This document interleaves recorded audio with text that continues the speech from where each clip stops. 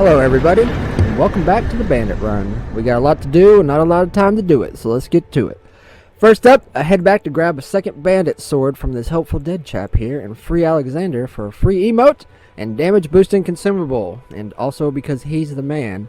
Then I crush this sad NPC invader, the only sad NPC invader, spoils, to unlock PvP for later, in addition to acquiring one of the most wholesome items in the game.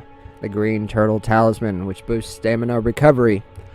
After that, the already half-dead Black Knife Assassin and Tibia Mariner took up both numbers 11 and 12 spots on our boss count list. They are both incredibly easy, and there's not much to say about them, since they're really more lore bosses, in my opinion.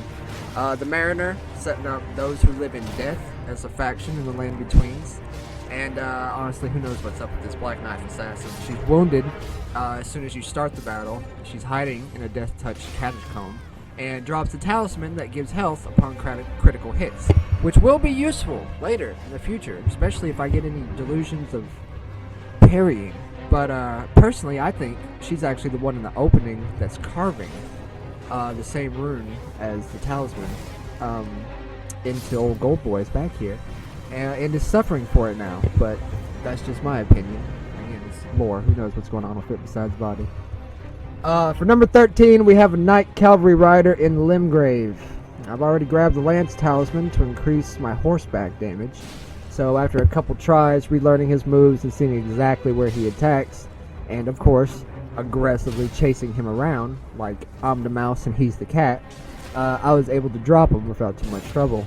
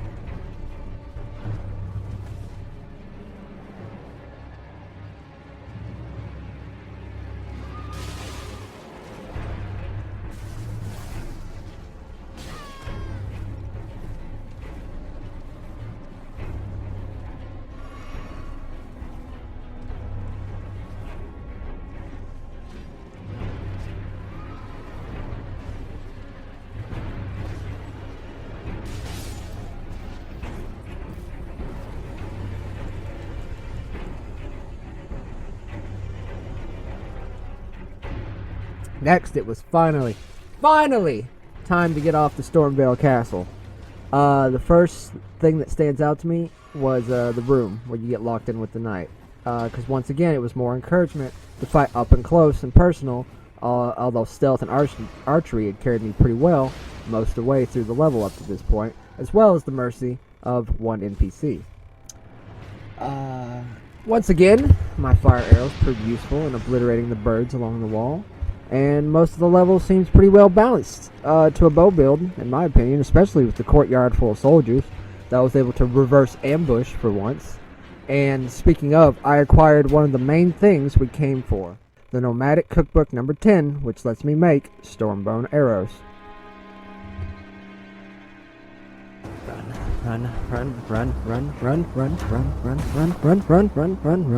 Run.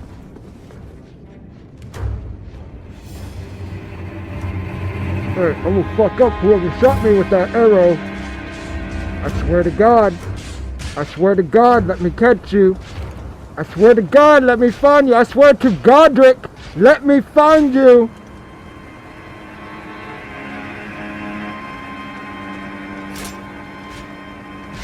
Punk ass archer. Okay.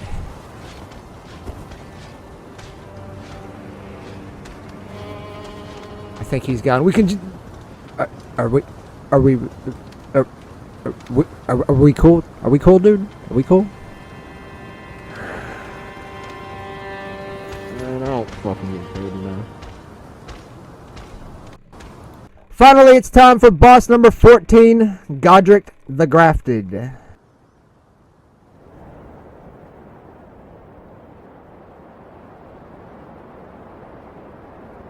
Mighty dragon, thou art a true-born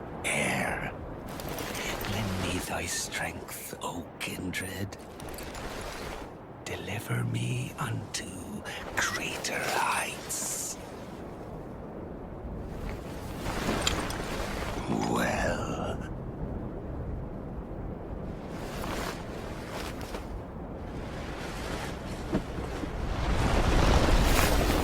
Lonely tarnished. Plain as a lord. I command thee, kneel! I am the lord of all that is golden. The weakest of the demigods, but a shard bearer nonetheless.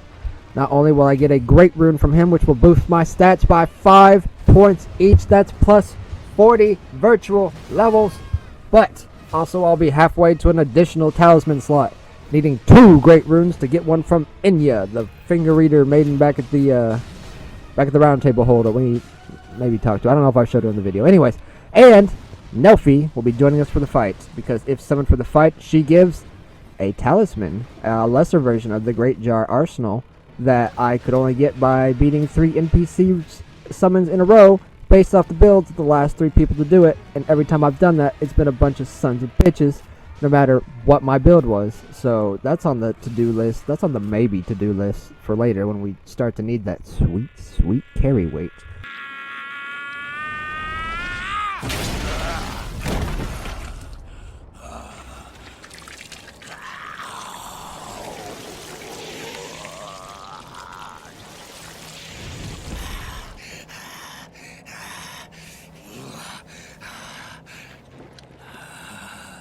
Truest of dragons. Lend me thy strength.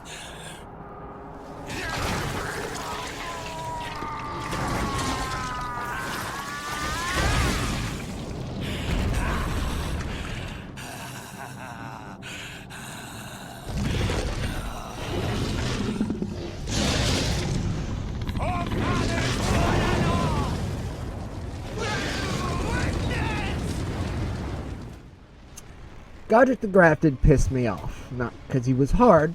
He only took 2 tries, but it should have been 1, and I'll show you why. I spent the whole first run chipping away at him with my poison and arrows, and I should have won. I really should have. I have the clip.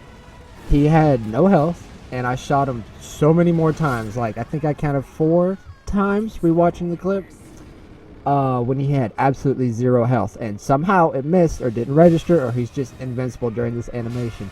Rewatching it, it appears that he's just invincible during this animation. Either that or he just chose to be invincible during this animation since he knew he didn't really have time to get it off before I put an arrow through his face. Oh, but after the second try, it wasn't that bad. And really, it just proves the viability of both melee and ranged combat without ever leveling or upgrading your weapons against a literal demigod rune bearer.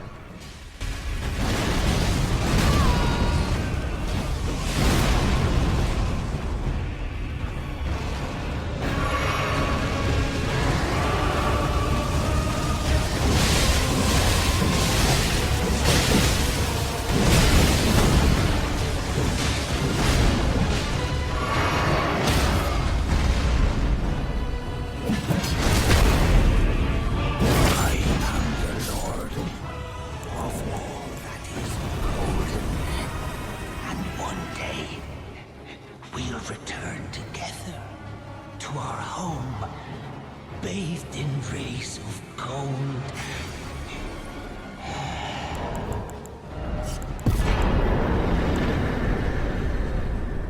Oh my god, 15k runes. I'm going to be able to buy so many arrows! Boss number 15 is the Mad Pumpkinhead, because I forgot about him until I set foot in Liurnia after beating Godric, and they gave me a magic scroll, which reminded me that I had forgot about selling too. He was very easy, and I regret overreacting. By this point, I'm starting to get into that killer mentality. Okay, I don't mess around. I'm not playing with these bosses. So I summoned my skeleton boys. That turned to regret, almost immediately as I realized they were pretty much strong enough to beat me without him. But that regret was replaced with glee as I realized my Skelly boys would come back over and over and over again unless properly killed, and that means you gotta kill them, knock them down, then kill them again, just like we real players have to do against skeletons if not using holy damage. And that makes them a hell of a lot more useful. In fact, they might be the most useful low-level summon in our run, and that I can think of really off the top of my head. Maybe those Lot Dogs later on, I don't know. I've never used those, so we'll see. But for right now, Skeleton boys are replacing the Soldier of Godric boys in my pocket. After that is finally off to Liurnia of Lakes. Now, there's still a couple difficult bosses in Limgrave I could bang my head against. Crucible Knight. But, sorry, I didn't say Crucible Knight. But, yeah, no, we're not gonna do that. We're gonna keep moving, okay? I've got objectives, I got things to do, I've got goals, damn it. And I need to progress towards this wolf armor so I can look fly. But don't worry, we'll be back eventually. So the first thing we do at the lake is hunt down Raya. This lovely lady with absolutely no evil secrets has a problem. She's been robbed by this guy, Blackguard Boggart. Like most crackheads, he's not that bad after you buy the stolen goods back off of him. After all, people like money more than they like you. Fortunately, this is a mutually beneficial arrangement, as he'll provide us with a consumable that boosts our defense against physical attacks, making this scummy bandit one of our best friends for the whole game, which is quite fitting, really, even after he dies a horrible butt-related death. But he might not this time. I don't think I'll do the Dungy request line this playthrough. Maybe. We'll see if I change my mind.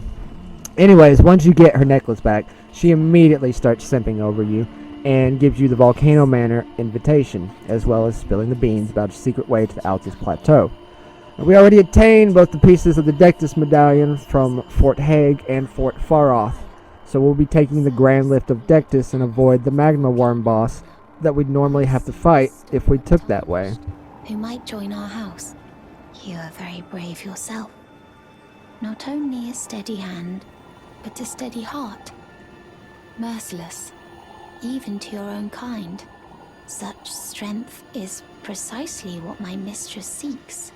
Please, take this. Brave Tarnished. Seek the Altus Plateau, the realm of the Erd Tree.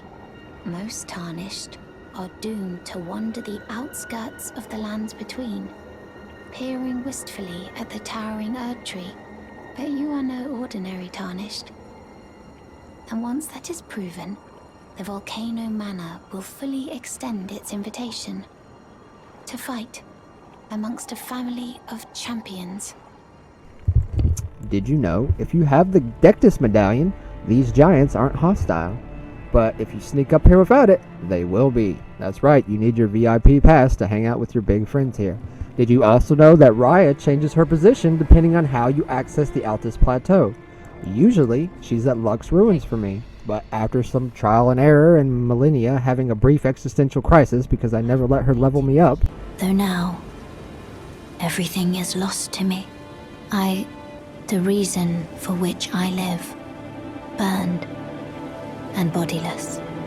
I found her right next to the Grand Lift after a quick panicky wiki search, just waiting to simp on me. What an accommodating queen! She even offers to hold hands with me for a really, really long walk, now that I think about it, and introduce me to her mother. I will pray that you follow the same path as Lady Tanith.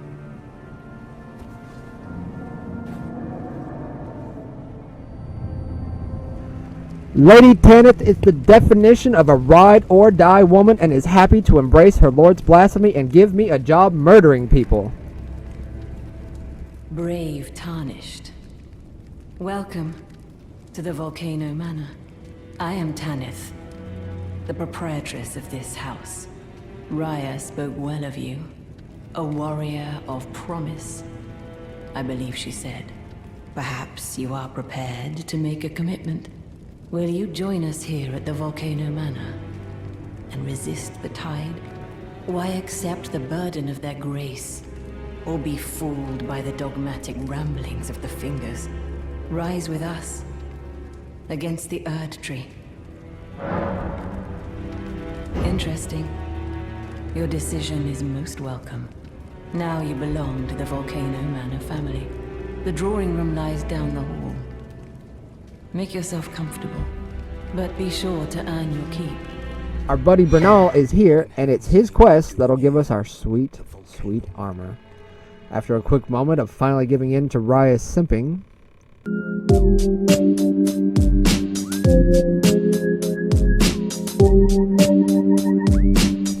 we return to the safety of Limgrave to hunt down an old knight named Istvan to prove our worth. And he beat me in one hit. And then he beat me up over and over and over and over again. This guy is strong, tanky, he's quick, and he's quick to heal. Okay? He's also really, really quick to punish and very, very aggressive and has enormous reach. I hate him. I hate him! He's a cheeky little cunt, and this is karma. For every Reduvia special attack, every Rivers of Blood, every bleed weapon, every spammy mage spell, everything I've ever used. When he's losing, he spams gravity magic that instantly does damage. When that doesn't work, he just straight up ignores your moves, which is something I'll get into later. That's become a very common problem with these NPC invaders in general. I can't even tell if it's poise, which it should be with him because he's got dragon's scales on, but he just straight up ignores your moves sometimes because the attack just goes straight through him without registering, kind of like Godric did with the arrows when he was doing his special attack. But at least he had the excuse of being both an actual boss and in the middle of doing a special attack. It happens all the time with this guy, especially when he's about to lose. It's like he's got a lag switch, making it feel like random chance, honestly, not skill determining if I last long enough to do any damage. And I have to beat him to progress. Arguably, I could have left Godric alone. It would have made the game a lot harder, but I could have left him alone. I have to beat this guy. If I don't beat this guy, I don't progress the questline. If I don't progress the questline, I don't get my wolf armor, and I'm a failure. In my madness, I even tried parries against this guy, and I impressed myself with parries and kind of opened myself up to using them later a little bit on, maybe. We'll see. I don't know if that's spoilers or not, but I'm not the parry guy, okay? That would probably take even longer than the way I was doing it, because then I would have to learn to parry. Whoops. Dropped my radar. Even if they didn't do anything like my other attacks. It's worth noting he's wearing dragon scale armor, one of the better sets in the game. I'm like a child with a stick trying to take out a freaking tank over here.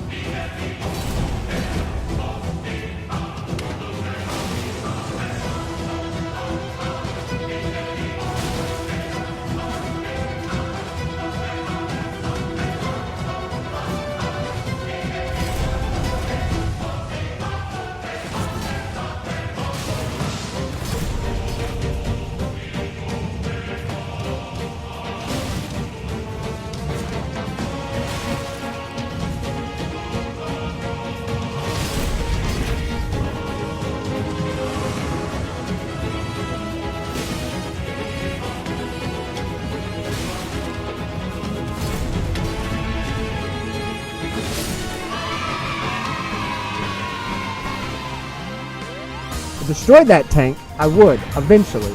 And besides an enormous endorphin rush, I was rewarded with the scale armor set, which is really good and entirely too heavy for me to use. But I kept the gloves and the pants at the sacrifice of my turtle charm just to upgrade our pre-wolf armor swagger.